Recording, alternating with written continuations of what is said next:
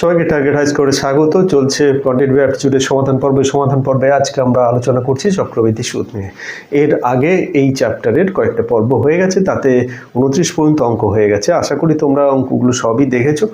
আজকে শুরু করব 30 থেকে 30-এর পরবর্তী অঙ্কগুলো। তাই যারা যারা চ্যানেলে নতুন তাদেরকে বলবো যত তাড়াতাড়ি সম্ভব চ্যানেলটিকে সাবস্ক্রাইব করে নাও এবং সঙ্গে বেল আইকনটিও প্রেস করতে ভুলো না, যাতে করে নোটিফিকেশান পেতে পারো।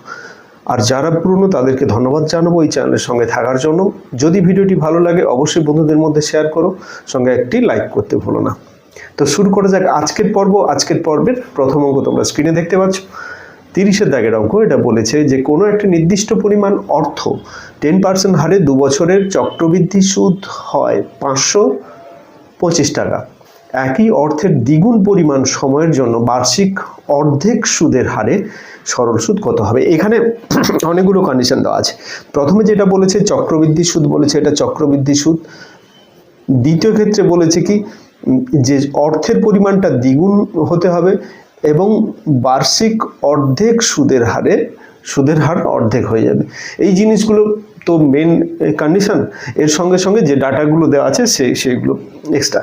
তো এই ক্ষেত্রে আমাদের খেয়াল রাখতে হবে যে আমরা যখন সূত্র প্রয়োগ করবো, সূত্রতে যেন প্রপারলি সেটা প্রয়োগ করা হয়। প্রথমে যেটা 10% হারে 2 বছরের জন্য যেটা সুদ যেটা বলেছে 525 টাকা, এইখান থেকে আমরা আসলটা আগে বের করে নিই। তো সেক্ষেত্রে আসলটা যদি আমি পি ধরি, তাহলে সূত্র অনুসারে আসলটাকে সবসময় পি ধরা হয়। তো এই ক্ষেত্রে তাহলে আমরা কি পাচ্ছি? অতএব পি ইন্টু যেটা পাচ্ছি 1 প্লাস 10%, 10/100, এটা 2 বছরের জন্য, মাইনাস এখান থেকে পি বাদ দিলাম, যেটা আসবে সেটা হচ্ছে আমাদের 525 শর্তানুযায়ী, যেটা হচ্ছে এইটা। এবারে ক্যালকুলেশন করব এটাকে একটা শূন্য কেটে দিই, তাহলে 1-এর 10 হচ্ছে, তাহলে আলটিমেট হচ্ছে কত? পি গুণিতক 11/10। তাহলে 11/10-এর হোল স্কোয়ার আসছে এখানে, মাইনাস পি ইজিক্যাল টু 525। এটাকে যদি ক্যালকুলেশন করি তাহলে এটা আসবে 11 স্কোয়ার মানে 121, 10 স্কোয়ার মানে 100। তাহলে সেক্ষেত্রে এটা বা দিয়ে ক্যালকুলেশন করতে হবে। তো পি যদি কমন নিয়ে নিই তাহলে ভেতরের ক্যালকুলেশনটা আসছে কত না 121 মাইনাস 100/100, 525। তাহলে পি সমান হচ্ছে এটা, তাহলে কত? 21/100। তাহলে ও পাশে নিয়ে চলে যাব, ওপরে 100 গুণ হয়ে যাবে আর নিচে 21 পড়ে থাকবে। এবার এটাকে ক্যালকুলেশন করি, ক্যালকুলেশন করলে এটা কেটে যাবে, 5-25-এ কাটবে। তাহলে আলটিমেট এই ক্ষেত্রে আমরা পাচ্ছি কত? 2500। তাহলে আসল এখানে পেয়ে গেলাম কত? 2500। এবারে সরল সুদ বের করতে হবে। সরল সুদটা আমাদের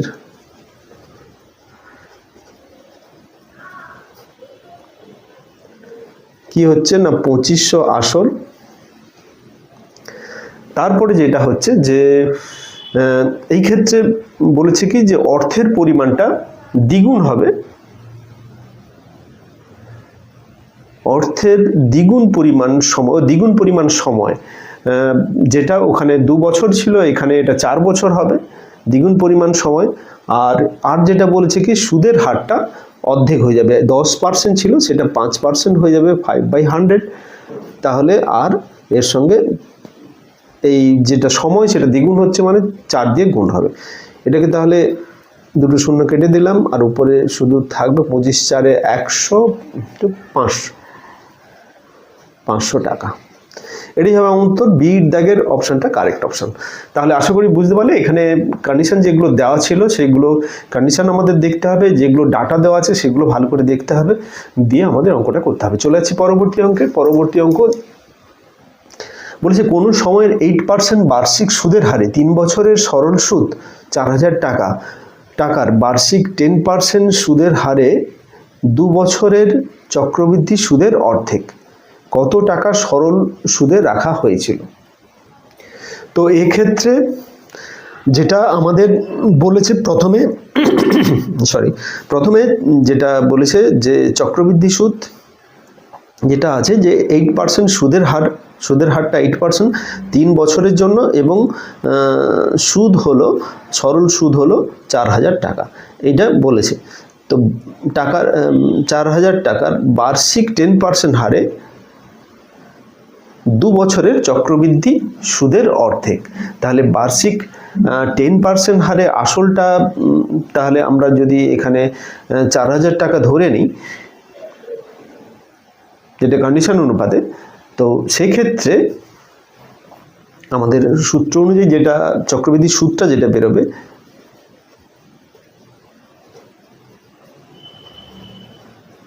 সেটা কত হচ্ছে 4000 টাকা আসল যেটা ধরলাম 1 প্লাস সুদের হার যেটা ছিল যে 10%, 2 বছরের জন্য। আমি শুধু সুদটা বের করব, তাহলে আবার আসলটা বিয়োগ হবে। এবারে এখানে ক্যালকুলেশন করব 4000 গুণিতকে, এটা একটা শূন্য কেটে যাবে, তাহলে 1-এর 10 মানে হচ্ছে 11/10 whole square equal to 4000 minus 4000।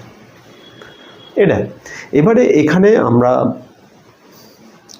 এটাকে যদি ক্যালকুলেশন করি 121/10 আসছে, কাটাকুটি হবে, শেষে এটা দাঁড়াবে কত, টোটাল ক্যালকুলেশন যেটা আমরা করব এখান থেকে যদি 4000 বিয়োগ করি, তাহলে এটাকে আমি ক্যালকুলেশন একটু করে দিচ্ছি, 121/100, দুটো শূন্য কেটে যাবে, 4000, তার মানে থাকছে কত, এটা 40 গুণিতক 121, তাহলে 4840 এটা, আর এটা 4000, তার মানে 840 টাকা হচ্ছে আমাদের চক্রবৃদ্ধি সুদ। তো এবারে যেটা হচ্ছে যে সরল সুদের যে কন্ডিশনটা এখানে দেওয়া আছে 8% হারে, যেটা বলা আছে 8% হারে 3 বছর।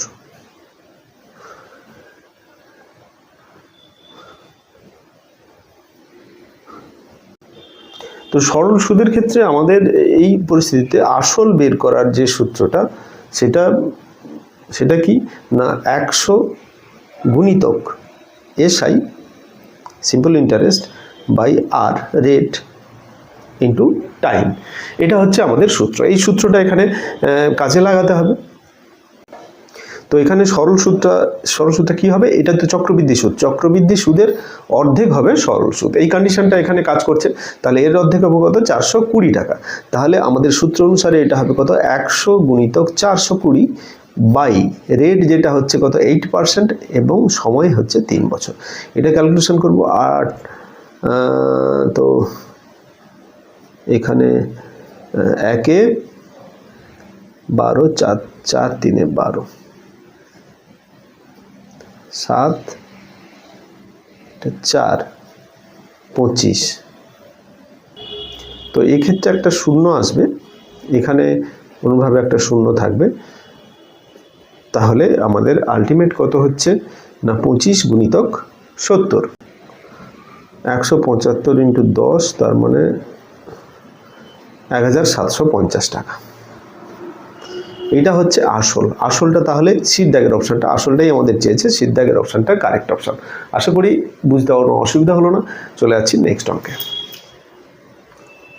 32 দাগের অঙ্ক, এটা বলেছে কোনো আসল 6 বছরে সরল সুদে 60% বৃদ্ধি পায়, একই সুদের হারে 12,000 টাকা 3 বছরে চক্রবৃদ্ধি সুদ কত হবে। এখানে আসলটা, প্রথম ক্ষেত্রে আসলটা দেওয়া নাই, এবং সুদের হার যেটা আমাদের সরল সুদের ক্ষেত্রে আমরা সুদের হার দেওয়া নেই, বলেছে শুধু 60%, 6 বছরে 60% বৃদ্ধি পাবে। তো এইবারে এই ক্ষেত্রে আমরা যেটা ধরে নিতে পারি যে আসল সমান 100 টাকা ধরি, তাহলে ধরিলাম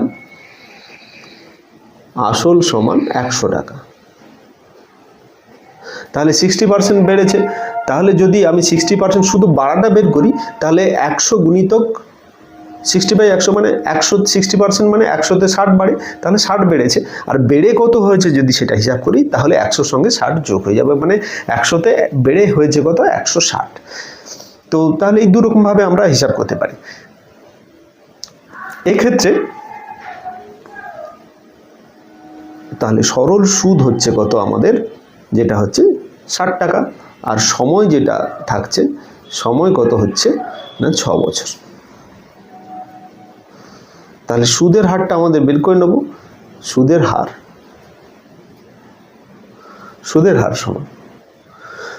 হার সমান আমরা জানি কি, সুদের 100 গুণিতক সুদ বাই আসল গুণিতক সমান। তো এখানে সুদের হার মানে যেটা রেট, আর অন্যভাবে এই ফর্মুলা থেকে এদিক ওদিক করে সমস্ত ফর্মুলাই আমরা নিয়ে যেতে পারি।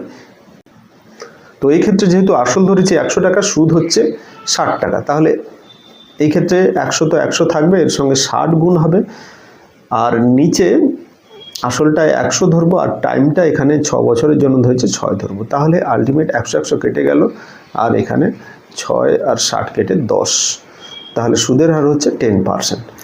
তাহলে সরল সুদের হারটা যেটা আমরা পেয়ে গেলাম। এবারে দ্বিতীয় কন্ডিশনে বলেছে একই সুদের হারে, মানে ওই 10% হারে 12,000 টাকায় 3 বছরের চক্রবৃদ্ধি সুদ কত হবে। তাহলে চক্রবৃদ্ধি সুদ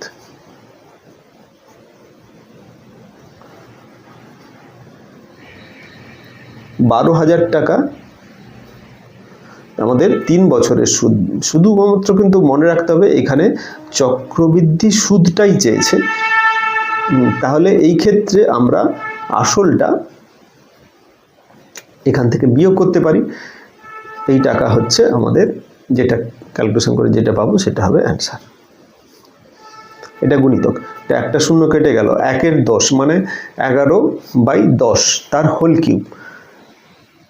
তো 11/10 এর হোল কিউব -1, এটা ক্যালকুলেশন করলে টোটাল এই ভেতরটা যদি ক্যালকুলেশন করি এটা দাঁড়াবে কত, 331/1000।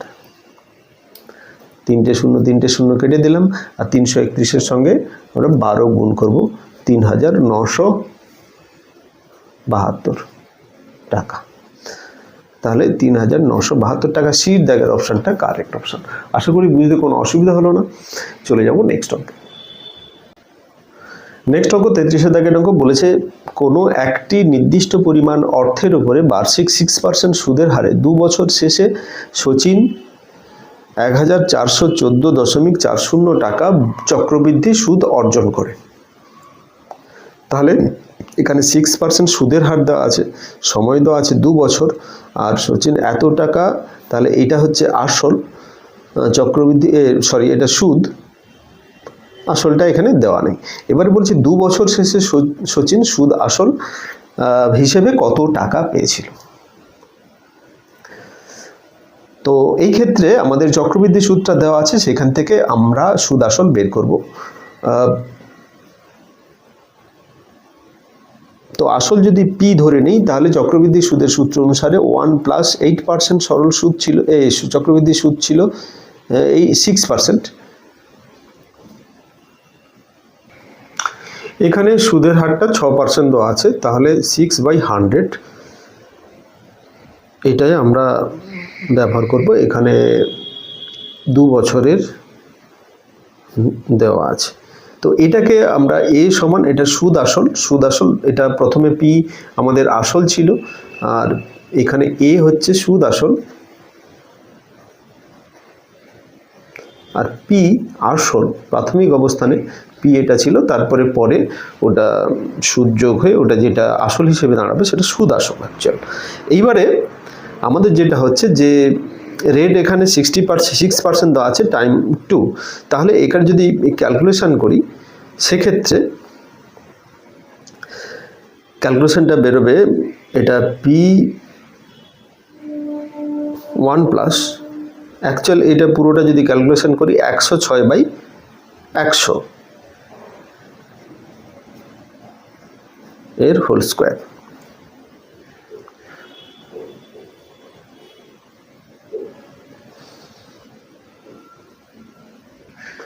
তাহলে এই টাকাটা সমান, এটা সমান আমাদের, এটা যদি আমি ক্যালকুলেশন একটু করে নিই, এটা সমান কত বেরোচ্ছে না 1.06, কারণ 100 দিয়ে ভাগ করছি, 2 ঘর আগে দশমিক বসবে, এটার হোল স্কোয়ার। এটা আশা করি তোমরা জানো বেসিক ক্যালকুলেশন। এইবারে এইটা যেটা এটাকে আমরা সমান করতে পারি কিভাবে, 1.06 এর whole square equal to P plus 1414.40, যেটা এটা দেওয়া আছে, সুদটা যেটা দেওয়া আছে এবং আসলটা এটা। তাহলে সুদ আসল এটা, এটাও সুদ আসল, তাহলে দুটোকে আমরা সমান করলাম। এবারে দুটোকে আমরা ক্যালকুলেশন করব। ক্যালকুলেশন করলে তাহলে আমরা পাচ্ছি কত না, এখানে পি গুণিতক এটা যদি স্কোয়ার করি সেটা হবে কত 1.1236 ইজিক্যাল টু পি প্লাস 1414.40। তাহলে পিগুলোকে এক সাইডে নিয়ে এসে যদি ক্যালকুলেশন করি, টোটাল দাঁড়াবে 0.1236 পি ইজিক্যাল টু 1414.40। এইটা আলটিমেট পির মান গিয়ে দাঁড়াবে কত না 1414.40 বাই 0.1236। তো এটা যদি আমি ক্যালকুলেশন করে নিই তাহলে এটা দাঁড়াবে 2400 টাকা। তাহলে পির মানটা আমরা পেয়ে গেলাম 2400 টাকা। এখানে সচিন সুদ আসল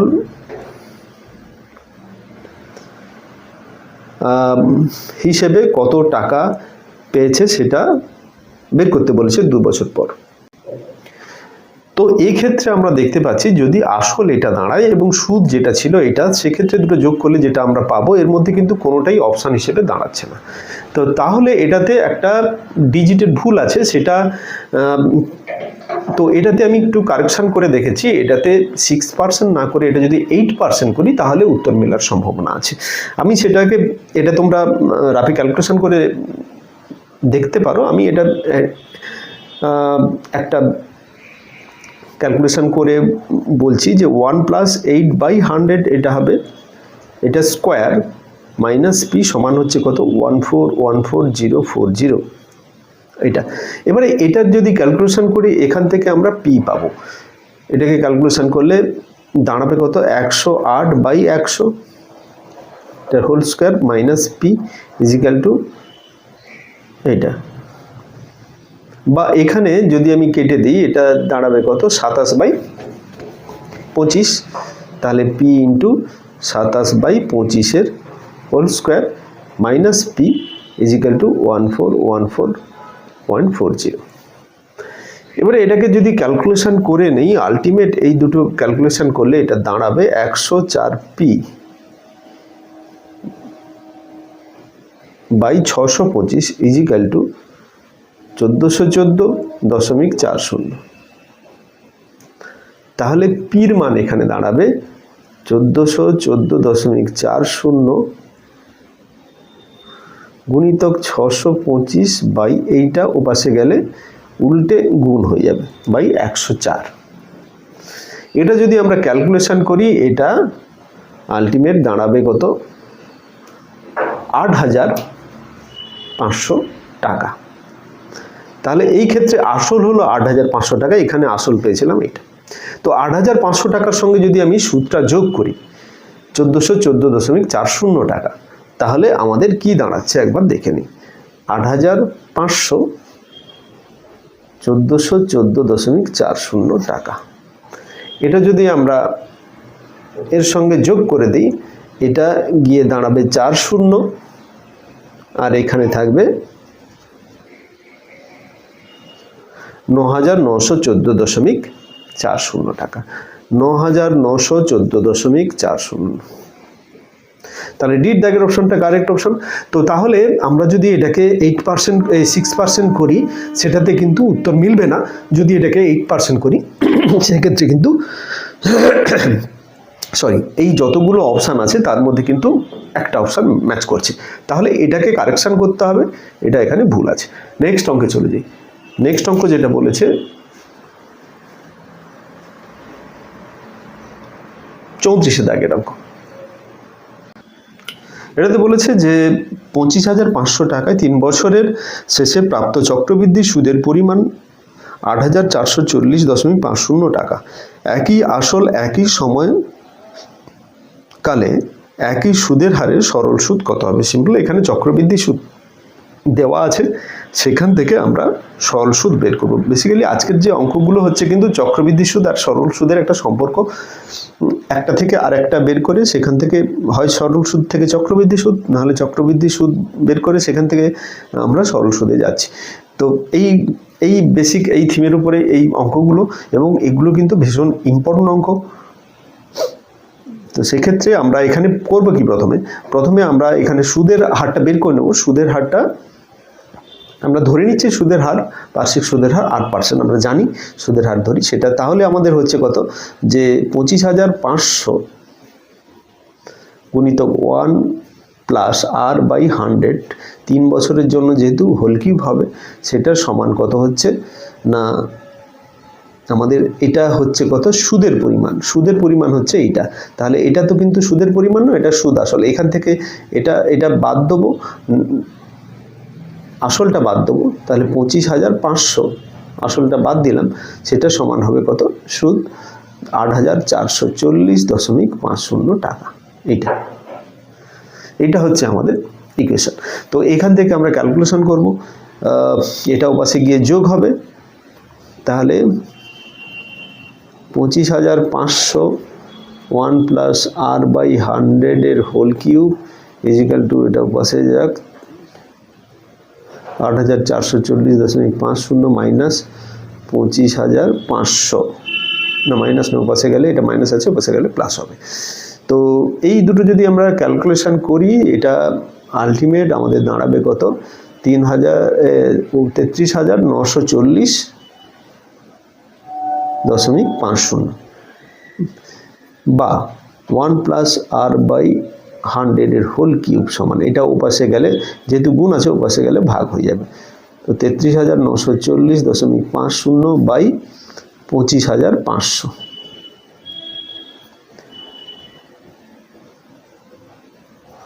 তাহলে আলটিমেট হচ্ছে, এটা ক্যালকুলেশন যদি আমি করে নিই, এটা হোল কিউব আকারে করে নিলাম। এবারে বোথ সাইড, এটাও হোল কিউব, এটাও হোল কিউব, তাহলে হোল কিউব আমরা বাদ দেবো। সেখান থেকে 1 প্লাস R/100 সমান 11/10, এটা আমরা করে নিতে পারি। এবারে 8টাকে আলাদা করে, R/100কে আলাদা করলাম, 1টা ওপাশে গেলে মাইনাস হয়ে যাবে, তার মানে ওটা 1/10 হয়ে যাবে।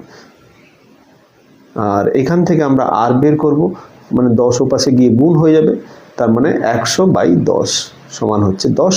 তাহলে R হচ্ছে 10%। এখানে রেটটা আমরা পেয়ে গেলাম 10% সুদ। এবারে দ্বিতীয় যে ধাপ আছে, সেটাতে বলেছে কি, যে একই আসল, একই সময় এবং একই সুদের হার। মানে আসল এখানে কত, 25,500, সময় হচ্ছে 3, এবং সুদের হার যেটা পেলাম সেটা হচ্ছে 10%। এটা দিয়ে আমরা সরল সুদ বের করব। অতএব সরল সুদ সমান,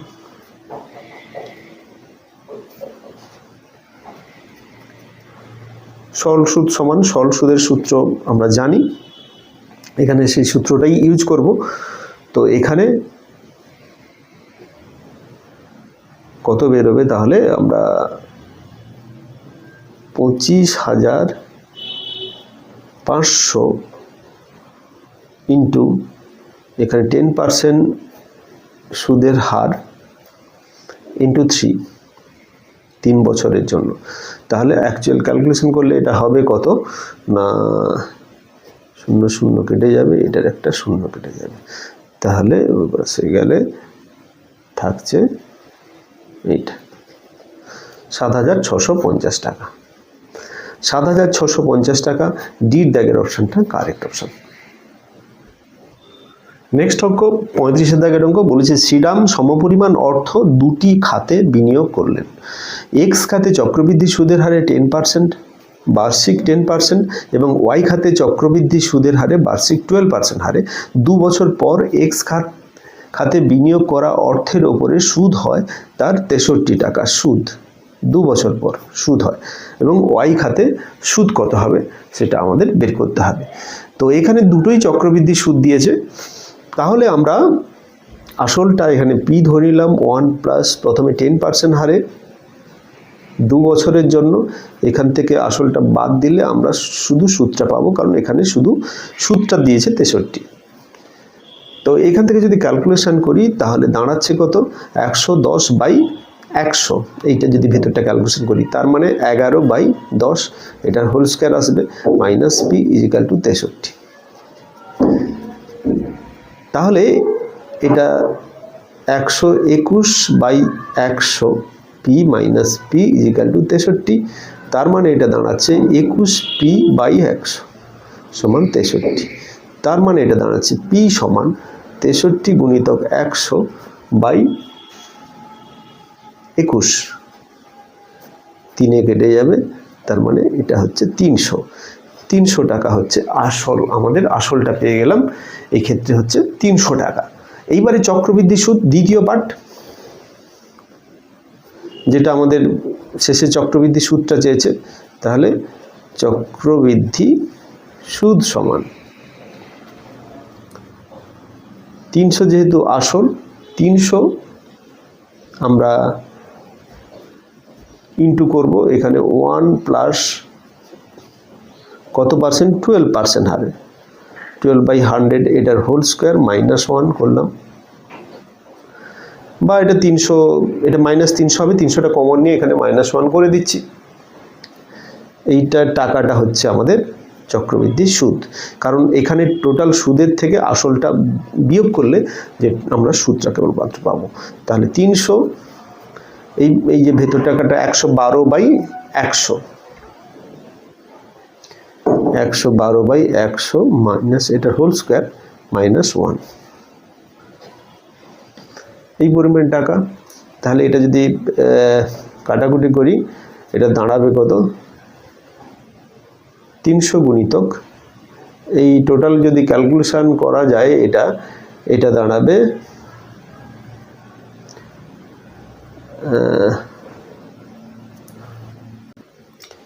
4 দিয়ে কাটবে, 4 25 4, আর এটা 28, তাহলে 28/25 হচ্ছে, তাহলে 28/25 তার মানে 3/25, আলটিমেট আমাদের হচ্ছে এটা 3/25। আচ্ছা 28/25, একটা ভুল করলাম, 28/25 স্কোয়ার ছিল, সরি 28/25 স্কোয়ার মাইনাস 1 টাকা।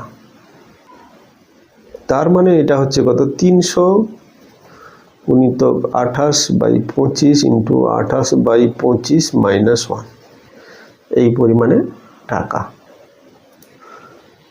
তাহলে আলটিমেট এটা পুরোটা যদি ক্যালকুলেশন করি, এটা যেটা ক্যালকুলেশন করে বিয়োগ করলে যেটা দাঁড়াবে সেটা হচ্ছে কত, 76.32 টাকা। এখানে বির দাগের অপশানটা কারেক্ট অপশান, 76.32 টাকা হচ্ছে কত সুদ বাবদ যেটা আমরা পাবো। নেক্সট অঙ্কে চলে যাই। নেক্সট অঙ্কটা কি বলেছে একবার দেখে নিই। এখানে বলেছে যে 36 দাগের অঙ্ক, 26,000 টাকা 3 বছর শেষে প্রাপ্ত চক্রবৃদ্ধি সুদ এবং সরল সুদের পার্থক্য হচ্ছে 2,994.134 টাকা। বার্ষিক সুদের হার কত? 36 দাগের অঙ্ক, এটা ডিজিটগুলো অদ্ভুত সব ডিজিট দেওয়া আছে, যাই হোক ওটা দেখে ঘাবড়ায় চলবে না। আমরা এখানে সুদের হারটা ধরে নেব, বার্ষিক সুদের হার হচ্ছে যেটা সাধারণত ইউজ করা হয়, যে আমরা সুদের হার ধরে নেব কত, যে R%, সেটা স্মল আর ধরতে পারি, ক্যাপিটাল আর ধরতে পারি, যা কিছু, এটাতে কিছু যায় আসে না। তো এই ক্ষেত্রে আমাদের ক্যালকুলেশনে দাঁড়াবে কত, তাহলে যে 26,000 R/100 ক বছরের জন্য, 3 বছরের জন্য।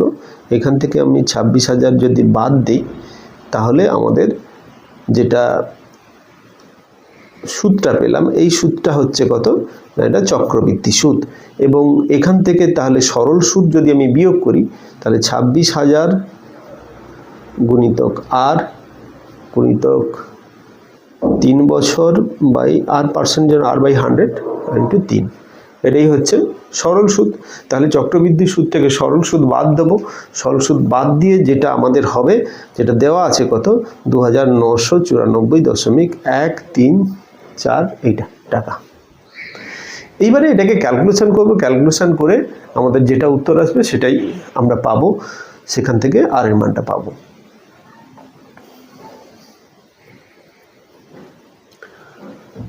তাহলে একে ক্যালকুলেশন করে নিই 26,000 1 প্লাস আর বাই 100 এর হোল কিউব। সবগুলোকে 26,000 কমন নিয়ে নিলাম সব থেকে, -1 আর এখানে মাইনাস দিয়ে 3r বাই 100, এটা সমান 2994.134। এবারে ভেতরের ক্যালকুলেশনটা করব। ভেতরের ক্যালকুলেশনটা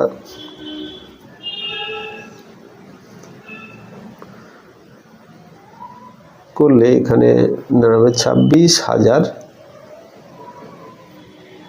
এটা পাচ্ছি কত 100 প্লাস আর, এটার হোল কিউব পাচ্ছি। আচ্ছা নিচে, এটার নিচে 100 কিউব, তার একবারে যদি আমি সরল করে দিই 2 0 2 0 2 0 কিউব যেহেতু ছিল, হ্যাঁ, তো তাহলে এটা যেহেতু 1 আছে এখানে, ওটাই কিউব হয়ে যেটা ছিল সেটা বসবে, মাইনাস এইটাতে 2 0 2 4টা 0, তাহলে 3 1 2 3 4 ইন্টু আর। এটা তোমরা রাফে ক্যালকুলেশন করতে পারো, আমি একটু স্টেপ জাম্প করে ক্যালকুলেশনটা করলাম। 2994.134।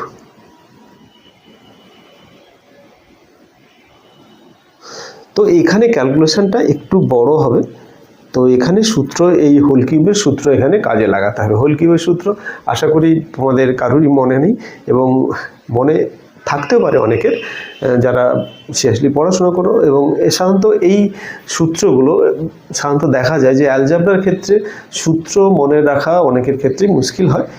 সেক্ষেত্রে যদিও মনে থাকে সেটা হোল স্কোয়ার পর্যন্ত থাকে, কিন্তু কিউবের ক্ষেত্রে গিয়ে সব গুলিয়ে যায়।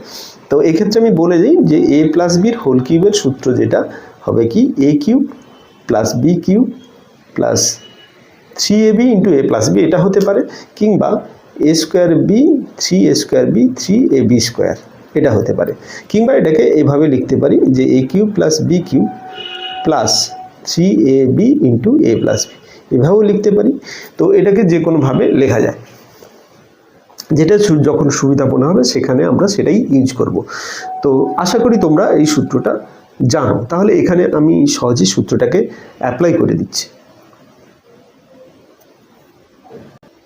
তো এটাকে পুরো মাত্রা ক্যালকুলেশন করে নেবো। এখানে 3টে শূন্য, এখানে 3টে শূন্য কেটে দেবো, তারপরে উপরের সূত্রে ভাঙবো। এখানে a কিউব আর এটা a, এটা b ধরবো, এই সূত্রটা এখানে কাজে লাগাবো। এইটার কিউব মানে হচ্ছে এটাতে 6টা শূন্য হবে একের বিটে, 1 2 3 4 5 6 প্লাস আর কিউব প্লাস 3ab, 3 ইন্টু এটা ইন্টু এটা, তার মানে 3 ইন্টু 100 মানে 300 ইন্টু আর টু a প্লাস বি যদি করি, ওই ভেতরের যেটা আছে সেটাই থাকবে। এটা a ধরেছি, এটা b ধরেছি, মাইনাস যেমন আছে তেমন থাকবে।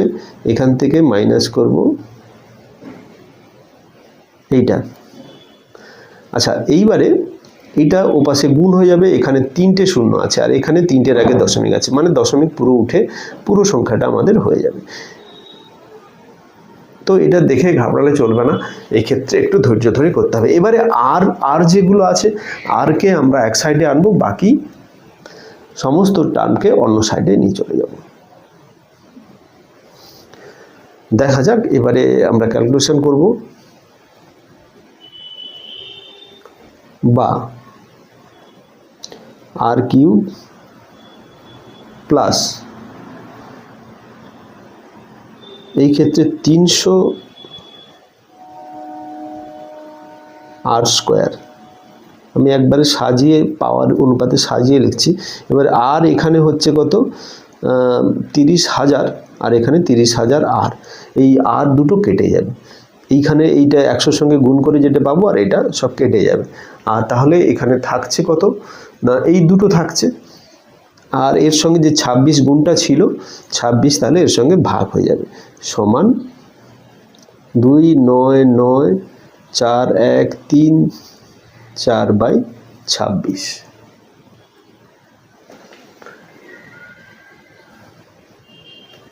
এটা 26 দিয়ে ভাগ করলাম। এবারে এটা 26 দিয়ে ভাগ করলে এটা ভাগফলটা দাঁড়াবে 115,159। তাহলে এইটা আলটিমেট এইটার সঙ্গে সমান হলো, এই দুটো সমান হলো। এইখান থেকে আমরা এর ক্যালকুলেশন করব।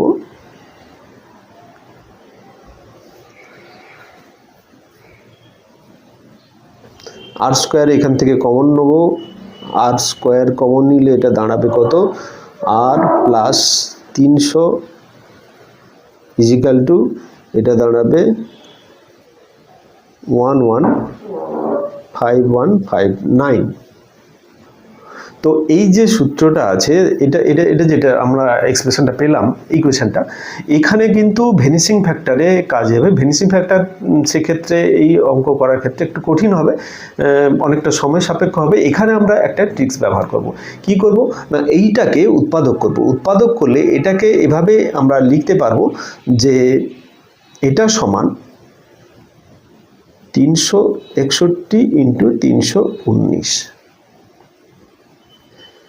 এইটা এই আকারে সাজালাম না, কারণ হচ্ছে এটা উৎপাদক করব। উৎপাদক করে এখানে দেখব যে 300 প্লাস আর আছে, আর এখানে আর স্কোয়ার, এখানে সেম জিনিস থাকবে, বাইরে একটা স্কোয়ার থাকবে, আর এটা যোগ হবে।